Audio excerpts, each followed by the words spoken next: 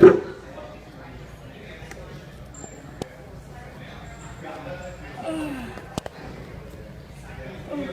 is she? It's happy hour from Uptown New Orleans. Hey, everybody out.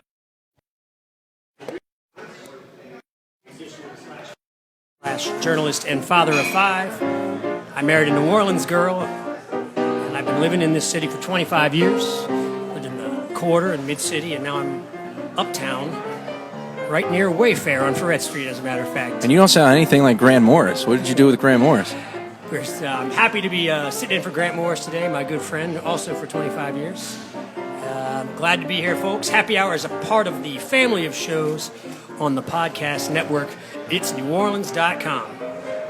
When you walk into a bar in New Orleans and pull up a bar stool, you never know who's going to be sitting on either side of you. What you do know is, no matter what they look like, what they're wearing, whether they just got out of a limo or out of jail, they're going to be happy to talk to you. Because that's New Orleans. This is Happy Hour, a cocktail-fueled 60 minutes of random conversation with folks who have nothing in common other than we're all New Orleanians in a bar, and in the case of today, we are all musicians. Today, we are at Wayfair on Ferret Street. Wayfair is a restaurant and bar serving handcrafted food and spirits with a whole new menu and a radically new 3-hour happy hour every day from 3 to 6. This is radical. Everything is half price. The drinks, the appetizers. Wayfair on Ferret Street. All right, folks, let's start it off. I want to introduce my fellow panelists today. I am happy to be sitting here with Andy Overslaw. Hey. Introduce yourself, Andy. My name's Andy. I've been living in New Orleans since 2001. 20-year veteran bartender. Nice. Yeah, and betrothed to Lori Tipton, who was on the show a couple of weeks ago. Nice. Yeah, my notes say I don't know if you gave this information, it says you're most famous for being Lori Tipton's fiance. True. And one of the 3 fathers of Wilder Tipton. Right. Tell me about that. Yeah, well, so I can't have kids, and she wanted kids. So she approached a friend of mine, Lee Kyle, who I had been in a couple of plays with. And, just to be a donor. And she approached him, and he was like, A donor of sperm. Sperm. See, and an egg. Okay. Just break it down for me. Break it down for me, please. You know what I like? Because you're tatted up and you kind of got the rock and roll thing. I imagine when you said you can't have kids, I imagine it not as a medical thing, but as just like, I can't have kids, bro, so like... I just can't. No, it was a chainsaw accident. It was a chainsaw accident. No, I'm kidding. No, I had a vasectomy when I was like 30. Really? And Probably see Andrew's note from a minute ago. Yeah. Oh, yeah? Yeah, I guess that's it, right? Yeah, but Own volition. so and this was long. Actually, I think I was younger than that, which is funny because I've always heard this myth that if you're kind of young, like a doctor won't perform one on you. And I went in and I guess he's like, do you have any children? I was like, no. He's like, and how old are you? And I think I had to be 30-something. I was like 30-something. He goes, okay, yeah, we'll do this. Just one look at me. He's like, you know what? Just, I don't know what your reasons are. I don't want to know. But don't have kids, dude. In fact, you did it right there while you waited. Yeah. Just, he did it with a dart. No. Is this irreversible? It's, you know what? They're not irreversible. But a vasectomy without insurance costs like $600. Really? Yeah, but a reversal is $6,000. Right. So I think it's actually I think everybody should get one when they're 16. Yeah. And then if you can save up $6,000, you're ready to have kids. That's a really good idea, Andy. In fact, it is kind of that thing. It's not that you can't have kids. It's just that you can't have kids, man. It was kind of like that. So, but then later on, I'm with Lori, and she really wanted to do it, and she's headstrong. She's going to find a way. Yeah. And so she approached Lee Kyle, who's a dear friend of mine. I was in a couple of Nari Tomasetti's plays with him, and he's tall and he's handsome, and also extremely talented. So she approached him, and he, being gay, has always wanted to be a dad. Cool. Right. And let me tell you, he was meant to be. I'm so glad that I got to be part of making Lee Kyle a father, because he's an amazing father. That's awesome. This guy was born to raise kids. Wait, so how old is this young child? How old is Wilder? He's about to be 3. Okay, turning 3. Yeah. And he's going to be 3 in October. And so, yeah, she approached him, and he was like, not only do I want to be a donor, but I would love to actually co-parent. So it's the same, I guess it's the same business model as a divorce. Except that everybody loves each other from the start. Takes a village. Yeah, and so, he's 4 nights a week at our house, 4 nights a week at Daddy and Clint's house. Nice. And not 4 and 4.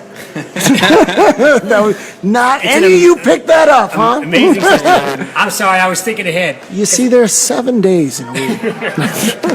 So look, there's a cliffhanger here because it says you were one of the 3 fathers. So I want to hear about this other father, but I have to take care of some business first. Oh, yeah. We need to introduce you to these other 2 voices.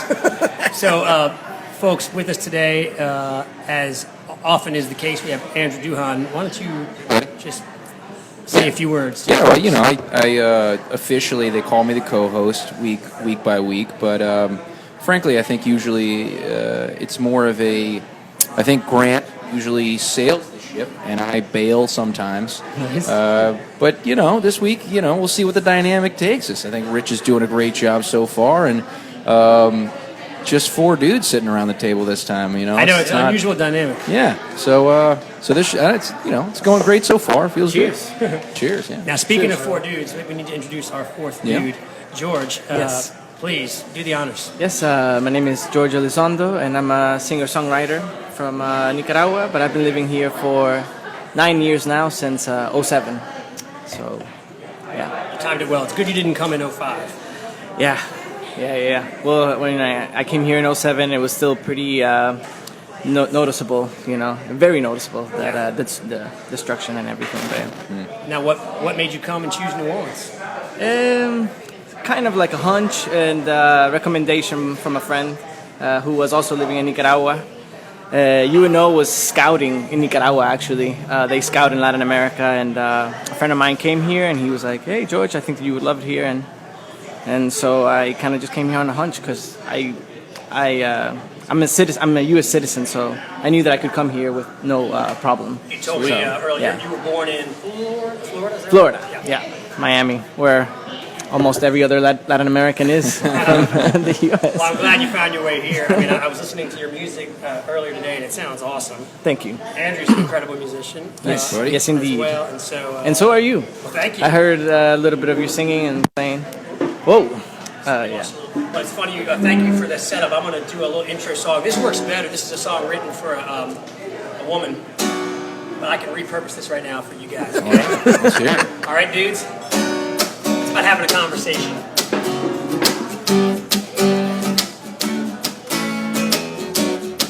Let's take it back to where you started from. Give you that. You got my heart beating like a drum. On the roof, staring at the clouds, and we're never coming down.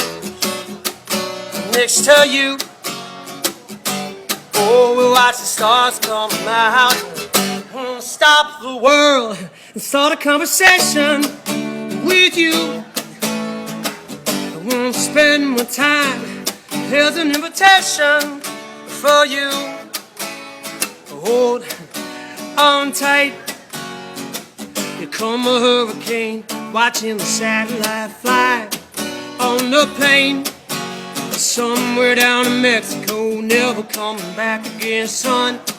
On the beach, I got my wayfarers on and the shell beneath my feet. Look at the sky, singing, oh my, my. Won't stop the world and start a conversation with you. I won't spend my time. Here's an invitation for you. We can watch all the cars drive by, maybe count every star in the sky. Oh, stop the world, start a conversation with you. Oh yeah. Yeah. Yes, indeed. All right. Let's start a conversation. All right. Absolutely. So look, Andy, we got to get back to this. Who's the other father? Oh, that would be Clint. That would be Lee's partner. Yeah, yeah, and they and it's so convenient. They're homeowners too, and they live pretty much like around the corner from us. I mean, not right on the same block, but they're real close. What neighborhood are y'all in? So we're all in the Upper Ninth Ward, Oh, cool. and yeah, it's great. You know, Wilder doesn't. He sees both houses as his houses. You know, he always says, "I'm lucky. I own 2 houses." You know what's interesting, Rich, is actually I should pose this to Andy instead of Rich. You know what's interesting, Andy, is Rich actually plays in a band that Wilder might be into. Tell me about it, Rich. That's right. Yeah. Yeah. So I made my living, been making my living since '02, off the idea. My friends and I here, living in Mid City, had created an indie band for parents and kids called Imagination Movers. And then in 2005-ish, we right before the flood, we started negotiating with Disney and ended up creating a television show that was filmed here in New Orleans for 3 seasons, like '07 through '11. And so that show's been broadcast all over the world, translated into Under the same 25 name? Yeah, Imagination or Los Imaginadores. Oh, I see. That's cool. And we are, you can go on YouTube and see it translated into Japanese or German or anything. But yeah, so as a result of that project, I do a lot of traveling, playing shows at different events all over the world. I was excited. We found out we're getting to go back to doing a tour of Be the World. So That's awesome. yeah, so that's what I obviously I'd be happy to hook you guys up with some Movers content. Heck yeah. Heck yeah. Our most recent album is called License to Move, inspired by the Beastie Boys. It was we recorded it super fast in 2 days at a studio in the country. It was our 9th album, and it's funny. We did it. We had a blast doing it. It's a hard rock record. Like, I'm laughing because I was looking for some songs from that to use on this. We're working on another animated show project right now. I was like, that one's too loud.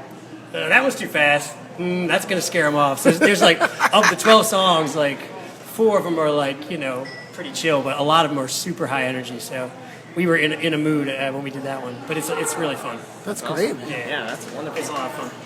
But so, George, I want to hear. You want to do some music? I'd love to hear some music. Yeah, sure. I'll do a song. Do you need anything, any kind of setup or anything? I may just be able to play into this one mic over here. I'm gonna be your guitar mic. Well, why? Thank you, Richard. It's Rich from Richard. Huh? Yes. Yeah, Richard. All right. So this song is it's co-written. Me and my friend Josh Starkman wrote this song together. We're in a group called Nebula Rosa, and Is that here in New Orleans? yes, here in New Orleans. Yeah, when and where can we see y'all? Well, we're actually playing tonight as a duo in Casa Borrega. Oh, I love Yeah. it. We actually got a residence there. We're playing every Wednesday from 7 to 10. Oh, you start getting a little salsa verde everywhere, and it just. I appreciated Hugo immensely, and every time I stop there, I'm utterly disappointed if Hugo's not there. Yeah. Great guy. Yeah, he is. A great spot, great food. Yeah. Everyone who works there, My impression is that he sort of hid out there for a number of years and just did all that work like painstakingly. Like it took him some years to do it. Yeah. It's really neat. It's an Yeah. achievement. Absolutely. Rock out for us. All right. The song is called I Know.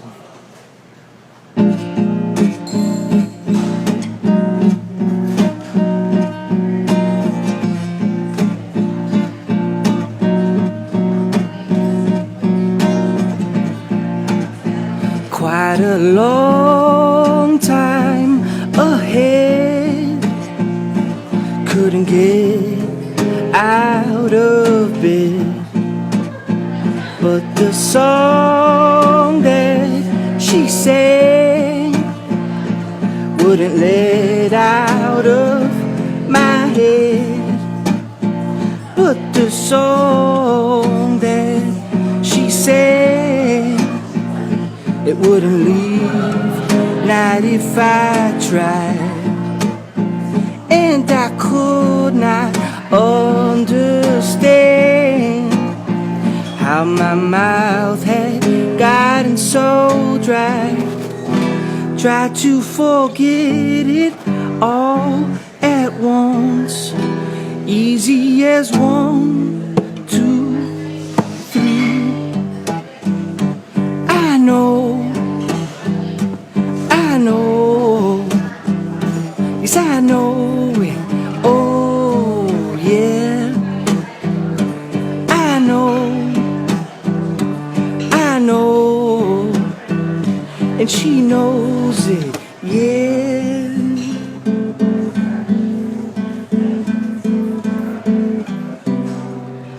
Voy a aprender que estoy aquí para decirlo todo hoy. Voy a aprender que estoy así al decidir que todo es hoy. Voy a aprender.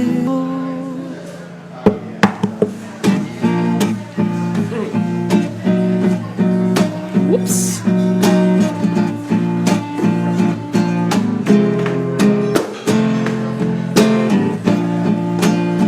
Quite a long time ahead. You couldn't get out of a bed, but the song that she sang, it wouldn't let out of my lazy head. But the song that she sang, she wouldn't leave me, not if I tried. And I could not understand how my eyes had gotten so blind. Tried to forget it all at once, easy as 1, 2, and 3. I know, yes I know it. Oh yeah. Right. Nice. Thank you. That was the shit. George, I'm curious, what percentage of your songs are in Spanish or English? Well, at first, whenever I first started writing songs, it was like 80% English and 20% Spanish, but now I think it's somewhere in between, 50-50 at this point, yeah.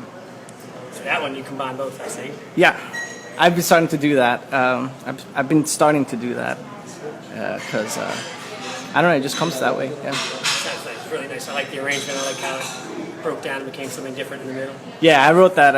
A lot of the chord progression, the entire chord progression is Josh Starkman's work. And then, we both molded the melody together and, And what's his background?